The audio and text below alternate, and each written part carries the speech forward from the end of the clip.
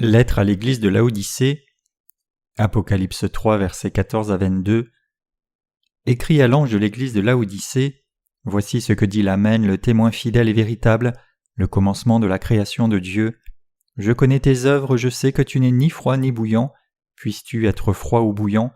Ainsi, parce que tu es tiède et que tu n'es ni froid ni bouillant, je te vomirai de ma bouche. Parce que tu dis, je suis riche, je me suis enrichi, et je n'ai besoin de rien, et parce que tu ne sais pas que tu es malheureux, misérable, pauvre, aveugle et nu, je te conseille d'acheter de moi de l'or éprouvé par le feu, afin que tu deviennes riche, et des vêtements blancs afin que tu sois revêtu et que la honte de ta nudité ne paraisse pas, et un collier pour oindre tes yeux afin que tu vois. Moi je reprends et je châtie tous ceux que j'aime, et donc du zèle et repens-toi. Voici je me tiens à la porte et je frappe. Si quelqu'un entend ma voix et ouvre la porte, j'entrerai chez lui, je souperai avec lui et lui avec moi. Celui qui vaincra, je le ferai asseoir avec moi sur mon trône, comme moi j'ai vaincu et me suis assis avec mon Père sur le trône. Que celui qui a des oreilles entende ce que l'Esprit dit aux églises. Exégèse. Verset 14.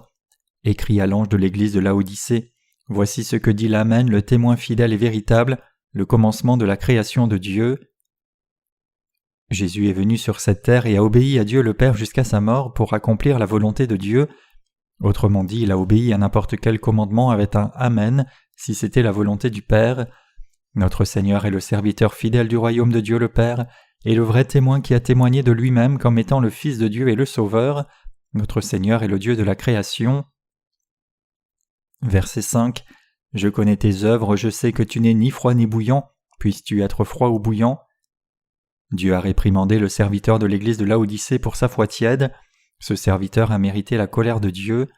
Si la foi de quiconque est tiède devant Dieu, il ou elle doit faire éclaircir sa foi en la rendant ou bien froide ou bien chaude. La foi que Dieu exige de nous est une foi clairement définie, qui est ou bien froide ou bien chaude. Cette foi claire est aussi une exigence absolue dans la foi dans l'évangile de l'eau et de l'esprit. Quand on en arrive à croire en Dieu, il y a deux sortes de croyants.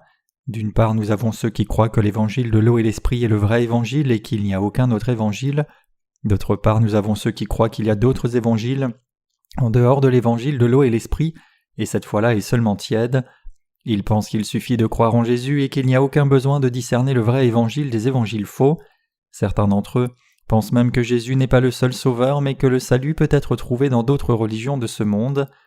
Comme leur foi, la foi du serviteur de l'église de Laodicée était aussi tiède, sans aucune séparation claire entre le vrai et le faux évangile. Il n'y a aucun autre évangile à part l'évangile de l'eau et de l'esprit. C'est pourquoi ce serviteur a causé des soucis à Dieu et a engrangé sa colère. Verset 16. Ainsi, parce que tu es tiède et que tu n'es ni froid ni bouillant, je te vomirai de ma bouche. Notre Seigneur Dieu a exigé une foi claire de son serviteur. Nous devons réaliser que Dieu n'apprécie pas une foi qui n'est ni chaude ni froide. Quand nous croyons au Seigneur donc, nous devons clairement et sans équivoque sonder nos cœurs en le mesurant à la parole de Dieu et tenir fermement sur sa volonté en y croyant. Ceux qui sont ainsi nés de nouveau doivent aussi se tenir clairement du côté de l'évangile biblique de l'eau et de l'esprit et faire face sans compromis à ceux qui répandent d'autres évangiles. Dieu nous dit que si les justes ne se tiennent pas du côté clair de la foi, il les vomira. Où donc votre foi se positionne-t-elle maintenant? Verset 17. Parce que tu dis « Je suis riche, je me suis enrichi et je n'ai besoin de rien », et parce que tu ne sais pas que tu es malheureux, misérable, pauvre, aveugle et nu. Ceux dont la foi dans le Seigneur est tiède croient que leur foi est excellente et donc ils oublient la pauvreté de leur foi. Parce que le serviteur de l'église de Laodicée a été aussi saisi par sa foi tiède, il a ainsi échoué ne comprenant pas à quel point il était misérable en réalité. Pour avoir une foi claire et définitive donc, il avait besoin de faire face aux épreuves et à la persécution pour la vérité et dut traverser la bataille de la foi contre les menteurs. Seulement alors pouvait-il découvrir combien infidèle, pauvre et nu il avait vraiment été. Nous devons tous avoir une foi claire devant le Seigneur. Verset 18. Je te conseille d'acheter de moi de l'or éprouvé par le feu, afin que tu deviennes riche et des vêtements blancs, afin que tu sois revêtu et que la honte de ta nudité ne paraisse pas, et un collier pour oindre tes yeux afin que tu vois. Dieu a dit à l'ange de l'église de Laodicée de faire raffiner sa foi. Le serviteur de l'église de Laodicée devait reconstruire la fondation de sa foi dans l'évangile de l'eau et de l'esprit et être revêtu du vêtement de la justice entière. Il devait aussi se regarder lui-même, retourner et redéfinir sa foi clairement. Il devait persévérer dans sa foi et apprendre et accomplir son espérance par le raffinement de sa foi. Vous aussi devez passer par une dure oppression et persécution à cause de l'évangile de l'eau et de l'esprit, l'évangile de vérité donné par Dieu. C'est seulement alors que vous pourrez comprendre combien la vérité de cet évangile de l'eau et l'esprit est précieuse. Avez-vous jamais brisé votre propre justice d'homme pour gagner la justice de Dieu par l'évangile de l'eau et de l'esprit? Ceux qui ont brisé la justice des hommes savent combien la justice de Dieu est précieuse et bénie. Vous devez réaliser que sans votre foi qui fait confiance à Dieu, votre vie de foi deviendra simplement misérable. Donc vous devez apprendre de la foi que Dieu a donnée à ses serviteurs précédents et couvrir la honte de votre infidélité.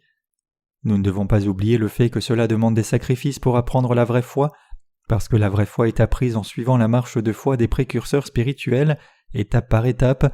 Nous devons payer le prix du sacrifice.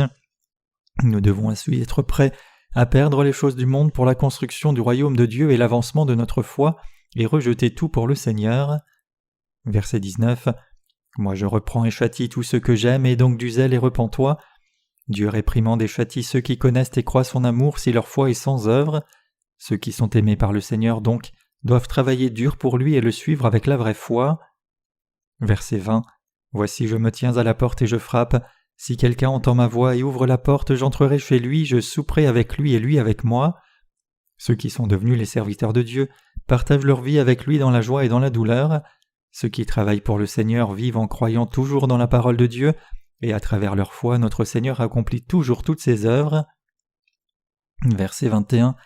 Celui qui vaincra, je le ferai asseoir avec moi sur mon trône, comme moi j'ai vaincu et me suis assis avec mon Père sur son trône. La vraie foi est gagnée ou perdue selon que l'on soit prêt à embrasser le martyre ou pas.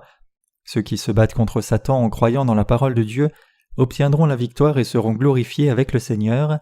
Les saints et les serviteurs de Dieu sont toujours engagés dans une bataille spirituelle contre Satan. Dans cette bataille, ils peuvent toujours vaincre en croyant dans la parole de Dieu. Ceux qui vaincront ainsi dans leur combat contre Satan seront glorifiés avec le Seigneur. Verset 22. Que celui qui a des oreilles entende ce que l'Esprit dit aux églises. Les saints doivent toujours écouter la voix de Dieu et suivre la direction de l'Esprit Saint. Quand ils le font, leur foi devient celle qui marche avec l'Esprit Saint et la victoire spirituelle sera toujours la leur.